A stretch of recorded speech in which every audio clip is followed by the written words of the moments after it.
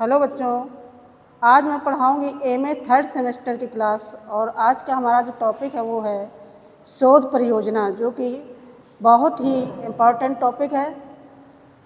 तो शोध परियोजना मीन्स रिसर्च प्रोजेक्ट हम कैसे बनाएं और इसको किस तरह से हम चैप्टरों में बांटें। तो इसके लिए हम आज पहले जानते हैं शोध परियोजना में कोई भी जो टॉपिक हम लेते हैं तो उसको सबसे पहले हम प्रस्तावना लिखते हैं। जो प्रथम अध्याय होगा, प्रथम अध्याय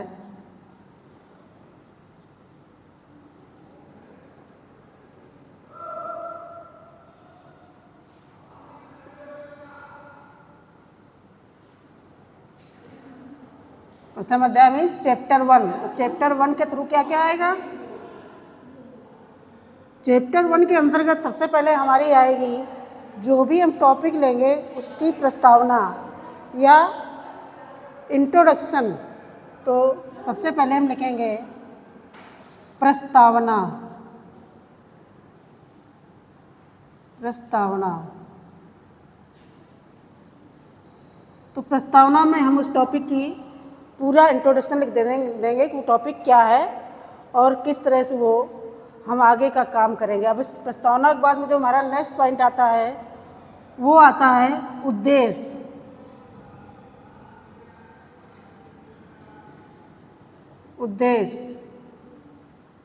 उद्देश्य को हम हिंदी में उद्देश्य कहते हैं और इंग्लिश में हम इसको ऑब्जेक्टिव कहते हैं। तो उद्देश्य का जो मेन इसमें पर्पज़ वो ये है कि हम ये कार्य क्यों करना चाह रहे हैं। जो भी हमने टॉपिक लिया है तो उस टॉपिक के बारे में हम क्या जानना चाह रहे हैं, तो उसको हम ऑब्जेक्टिव कहेंगे। तो इसको हम एक या दो वाक्यों में बांट देंगे। या तो एक हम उद्देश्य रखेंगे या हम दो भी उद्देश्य रख सकते हैं, लेकिन दो से ज़्यादा हम शोध परियोजना में उद्देश्य नहीं रखते हैं, क्योंकि उन उद्देश्यों के अनुसार हमें कार्य करना होता है। अगर हम ज़्यादा उद्देश्य रखेंगे तो प्रॉब्लम क्रिएट हो जाएगी। तो इस तरह से हमारा जो सेकेंड पॉइंट होगा प्रथम अध्याय का वो होगा उद्देश्य। अब हम आते हैं तीसरे पॉइंट पर। जो तीसरा हमारा पॉइंट होगा पहले चैप्टर का, उसमें होगी हमारी हाइपोथेसिस या उपकल्पना। हाइपोथेसिस या उपकल्पना।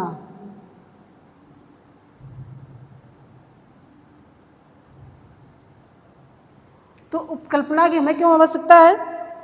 तो उपकल्पना की अगर हम साहित्यिक विषयों में की बात करें तो उसमें हम उपकल्पना के बगैर भी रिसर्च वर्क कर सकते हैं, लेकिन जब हम सामाजिक विज्ञान की बात करते हैं तो इसमें उपकल्पना या हाइपोथेसिस का बहुत बड़ा रोल है। जब तक हम कोई उपकल्पना नहीं लेंगे तब तक हम रिसर्च से संबंधित कोई भी निष्कर्ष नहीं निकाल सकते हैं। तो हमें एक बाउंड्री, अपने टॉपिक की बाउंड्री बनाने के लिए हमें उपकल्पना की आवश्यकता है। मान लिया हमने टॉपिक अपना लिया है स्किल एजुकेशन लिए हुए बच्चे बेरोजगार। तो मतलब क्या हुआ कि जो बच्चे प्रोफेशनल कोर्स किए हुए हैं इसके बावजूद वो बेरोजगार क्यों हैं।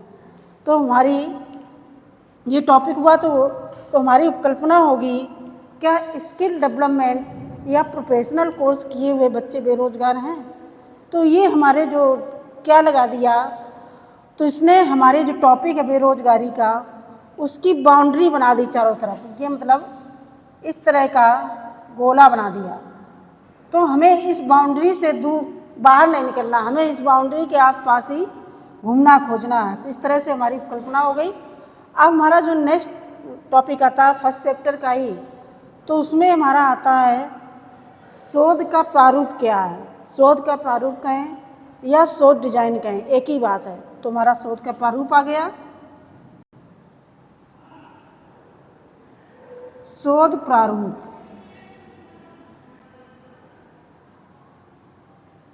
तो शोध के प्रारूप में जो हम डिजाइन लेंगे तो उसमें दो चीज़ें होंगी। एक तो ये होगा कि हम शोध कैसे करेंगे, दूसरा हम शोध में कौन सा सिद्धांत लेंगे। जिस तरह से अगर हम सोशियोलॉजी की बात करें तो इसमें दो पद्धतियाँ चलती हैं, या तो अवलोकन करें हम या साक्षात्कार के द्वारा हम डेटा को कलेक्शन करें। अगर हमने अवलोकन और साक्षात को दोनों ही पद्धतियाँ लिख दी तो हम इस टॉपिक से रिजेक्ट हो जाएंगे।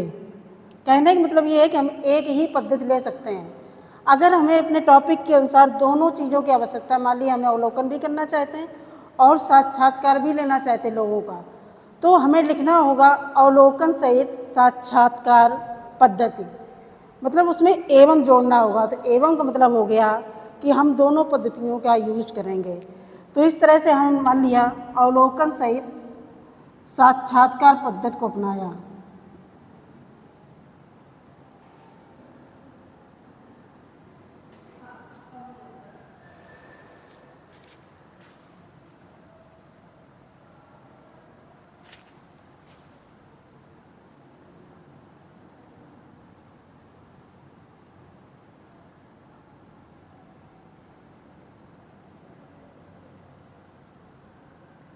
अवलोकन सहित साक्षात्कार पद्धति,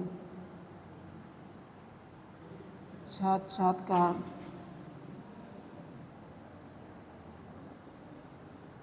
पद्धति।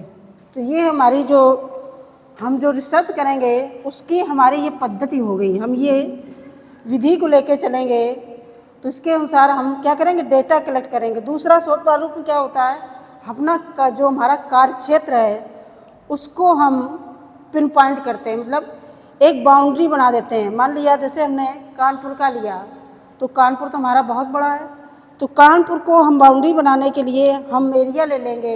मान लिया हमने नौबस्ता ले लिया, नौबस्ता को भी हम पिन पॉइंट करेंगे। नौबस्ता का हमने ले लिया मान लिया एरिया मछरिया, तो हमारा एरिया क्या हो गया कि हमें जो मछरिया के बच्चे बेरोजगार हैं, स्किल डेवलप किए हुए हैं, उनका ही हमें डेटा लेना। तो इस तरह से हमारा शोध प्रारूप में एक पद्धति आ जाएगी और दूसरा हमारा कार्य क्षेत्र, कार्य क्षेत्र क्या होगा।